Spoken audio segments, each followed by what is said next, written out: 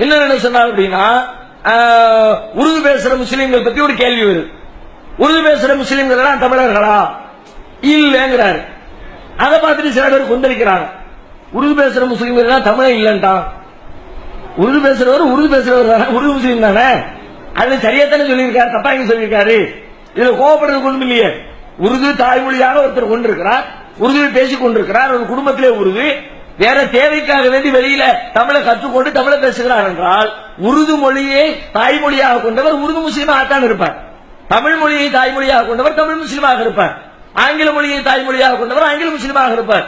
உருது பேசுறதுனால அவரை தமிழர்னு சேர்க்க வேண்டிய தேவை என்ன வந்துச்சு? தமிழ் என்ன பெருமையா? நம்ம ஆளுக்கு சில பேர் எப்படி புரிஞ்சுக்கிட்டாங்களோ எனக்கு தெரியல. அவனையும் தமிழ் லிஸ்ட்ல சேர்க்கணும், ஏன் சேர்க்கணுங்கிற? அவர் உருது முஸ்லீமாவே இருந்துட்டு போறாரு. தமிழ்னா ஒசத்தியா?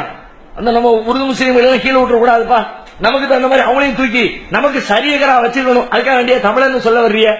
அந்த வகையில் அவர் சொன்ன பதில குறை சொல்ல முடியாது. அது ஏதோ தப்பா சொல்லிட்ட மாதிரி சில பேர் நினைக்கிறாங்க. உருது பேசுகிற முஸ்லீம் உருது பேசுகிற முஸ்லீம் தான், தமிழ் பேசுகிற முஸ்லீம் தமிழ் பேசுகிற தமிழர் தான், அவர் உருது தான். அதுல அவர் சொன்ன பதில குறை சொல்ல முடியாது. பெயர் மாத்தணும் சொன்னதை பொறுத்த வரைக்கும் அதை பற்றி தெளிவில்லாமல் அறிவில்லாமல் சொல்லி இருக்கிறாரு என்பதை புரிந்து கொள்ளும்.